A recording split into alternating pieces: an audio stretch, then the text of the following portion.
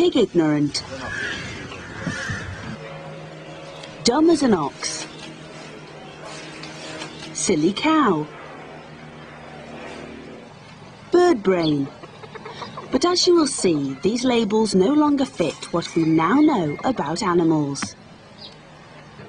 That's okay, you're doing good. Pigs can use computer joysticks. Oh, good boy, that was good. Hens can learn from watching TV. But we allow these animals to be treated in ways that we wouldn't dream of treating our pets.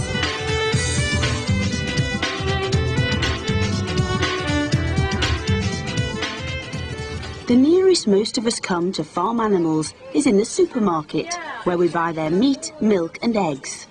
But do we know how intelligent and sensitive they are, the conditions they're reared in, and how the decisions we make every day directly affect their lives?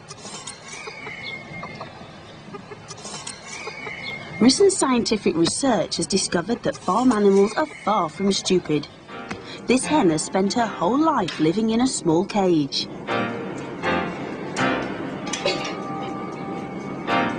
Despite a life in a cage, this hen has learned how to navigate this obstacle course to get to a nest box. Driven by her instincts, she has to use her intelligence. The computer won't open the door until she pecks 3 times.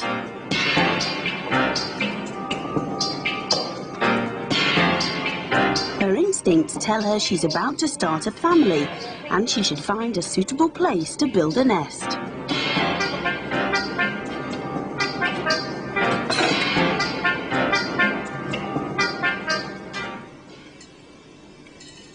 In this feeding experiment, the hen has learned from watching television in which bowl to find food. Even when offered a yellow bowl, she goes for the red one, as seen on TV. Omelette, get to work. Omelette. It's not only birds. This is Hamlet. He's amazed animal psychologists by learning a computer game designed for chimpanzees. Hamlet has to move the cursor into the blue area around the screen. When he does, he gets a sweet. The scientists make it progressively harder for Hamlet, yet he succeeds every time. Can other animals do this? Here's Lex, a Jack Russell dog. Lex is willing, but even after a year, he hasn't quite got it and needs help.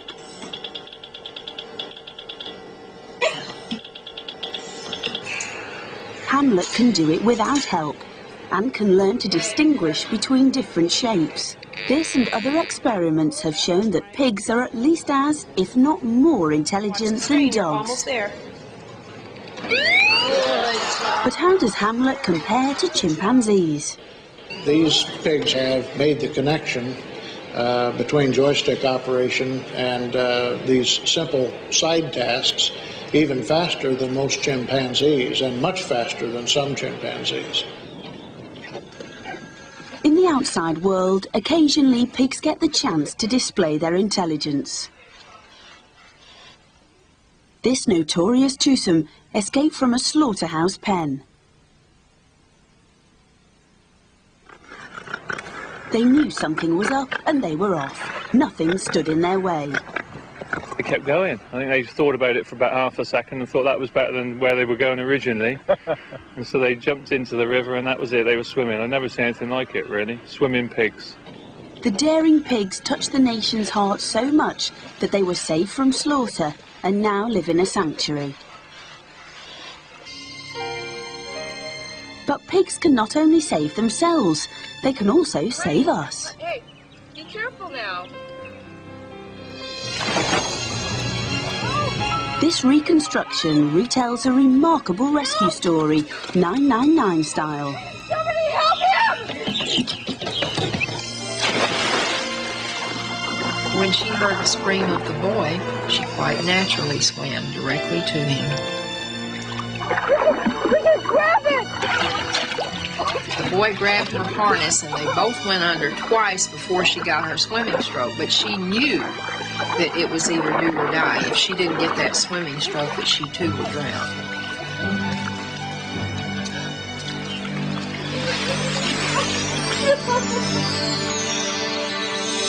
It seems that pigs are far from ignorant.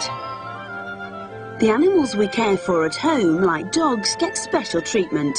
We become very fond of them. Most people don't think of pigs in the same way. Why not? Are they just pieces of meat, or living, breathing, thinking and feeling creatures? So how have we come to treat farm animals so differently from the way we treat pets?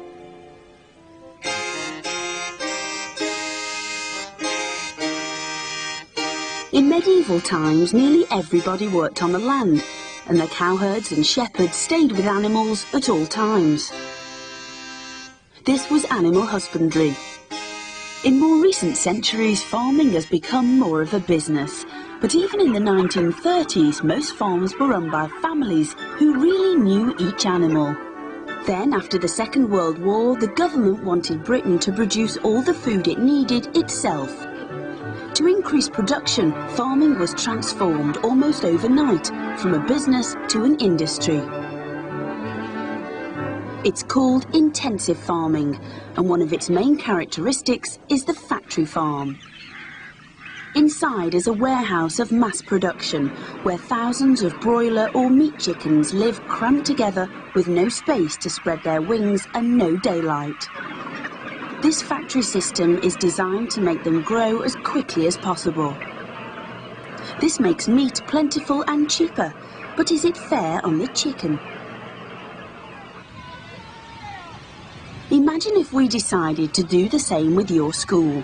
What sort of economies could we make that would save money and make it more efficient? Take this classroom.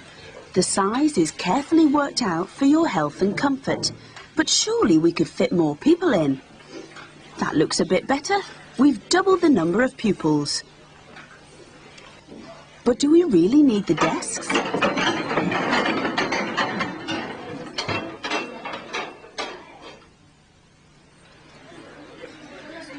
That's more efficient. It would make education cheaper, and we could call it intensive schooling. Are there other savings we can make, like they do with mass-produced chickens? Are they allowed to roam freely outdoors? No. So you won't be needing your playground. Have your breaks in here.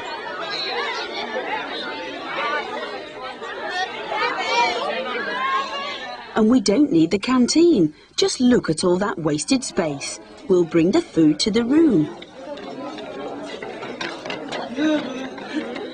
Do we really need loos? This would save the taxpayer an awful lot of money. Lights out. Of course, living this intensively with so many other pupils, we would expect tempers to get frayed, so the dark will keep you calm. There's still a problem. Crowded conditions encourage disease. To solve that, you could send round soft drinks packed with penicillin. This would be efficient. But would you like it?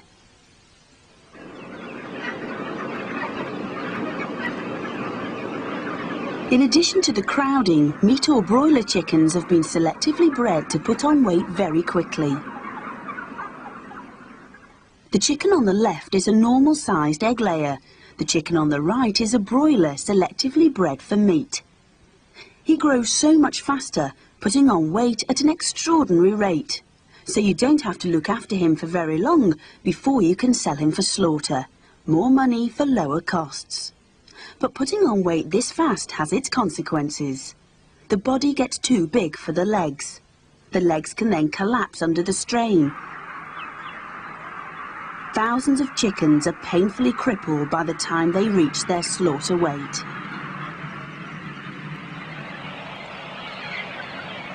For some, it's difficult to eat or drink. This bird is very thirsty, but can't stay upright long enough to drink what he needs. If the crippling gets worse, he'll die. Hens who lay eggs have their factories too, the battery system.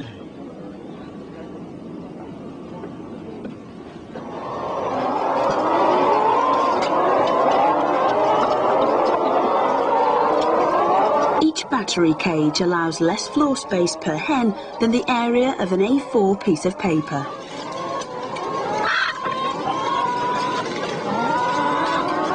Here the hen is kept to produce 1 egg a day. The eggs are cheap, but would you like to be treated in this way? Have you ever been kept in detention for something someone else did? Who was that? Right, you, I've had enough of it now. Attention tonight. Not me. Don't give me that. I know it was you. It's not fair, is it?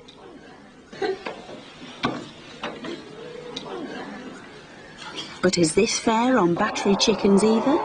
They've done nothing, but they're still kept in. Not just for an hour, but all day, every day. And each time you buy a battery egg, a hen has been kept in for a day. Each time you buy a free-range egg, it's a chicken's day out. Hens, like all modern chickens, are descended from jungle fowl, a wild bird which lives in the forests of India and Southeast Asia. In their natural environment, all chickens exercise by scratching around for bits of food. When they get dirty or greasy, they dust bathe. The dust absorbs the grease and they feel comfortable again. In the battery cage, they try to follow their natural behaviour, but you can't dust bathe without dust. The battery cage is to be banned in Europe from 2012. However, today most hens are still kept in battery cages. But not all farming today is in factories. Some farms have developed commercial systems which allow the animals the freedom to express most of their natural behaviour. On this free-range egg farm, the hens are kept in small groups. There are similar farms for the meat or broiler chickens, like this one. The chickens are free to roam and to go in and out of the shed. Shelters are provided where they can hide from predators and get out of the sun. There's plenty of dust to dust bathe, which they seem to enjoy. After years inside, free-range sows have recently returned to the British countryside, although their piglets are usually reared intensively. You can buy organic, free-range or outdoor reared pork in the shops, and likewise chicken meat and eggs. But it is more expensive. So for better conditions on farms, the shopper pays the price, not the animal.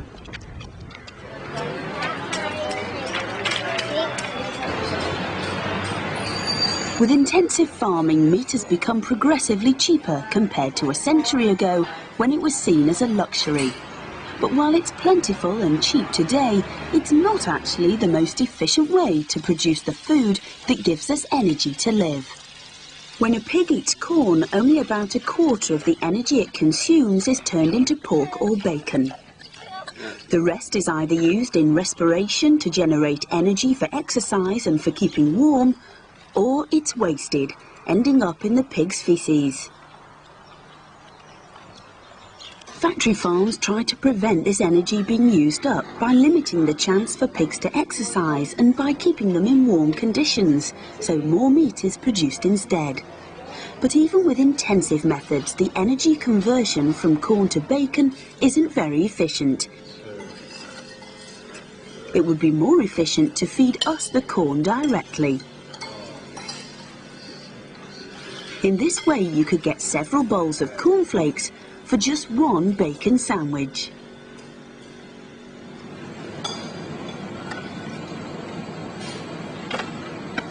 There is not just one way of rearing farm animals or producing food. We need food to live, but we can choose what it is, where it came from, and how it was produced.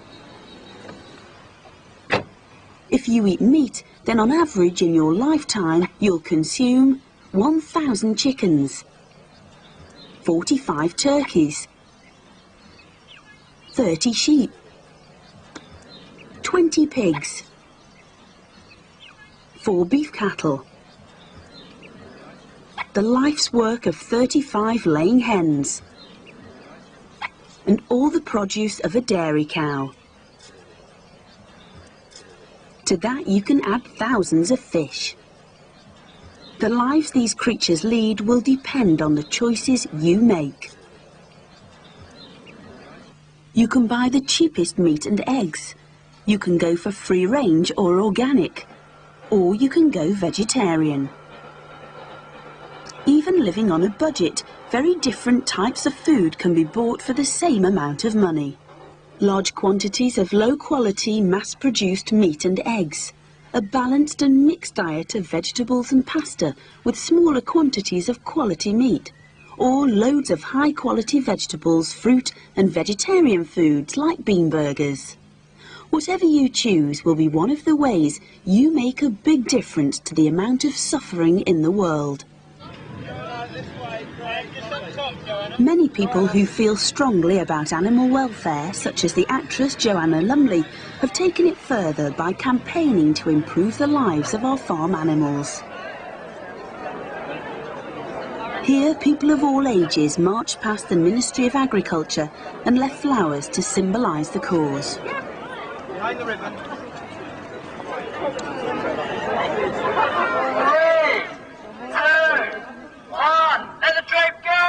Joanna Lumley and the actor Martin Shaw unveiled a cage of children with their faces painted to represent animals, and then released them.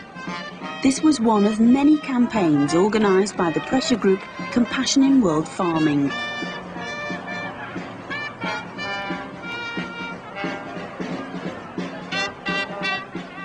Much progress has been made for farm animals.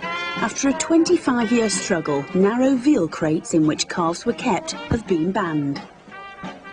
After a long campaign in Britain, the sow stall cage has also been banned. After a major effort by animal welfare groups throughout the European Union, the end of the battery cage is in sight. In 2012, it too will be banned.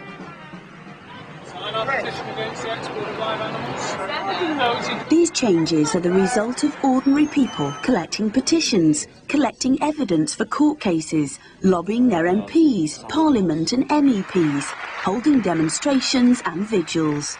It's how you get things done in a democracy. Everybody can make a big difference to the welfare of farm animals. Would you like to support Compassion World Farming? Thank you, Beth. You can do this through the food you choose to buy. And you can speak up for the animals who can't speak for themselves. Campaigning continues today to ban the sow stall cage throughout Europe and to improve the conditions that broiler chickens live in. In this film, we've seen that farm animals are intelligent and sensitive feeling creatures. In the last 50 years, we've kept them more and more intensively in our efforts to provide cheap food. Now we need to decide whether it's right to go on like this. How do you think we should treat farm animals in the 21st century?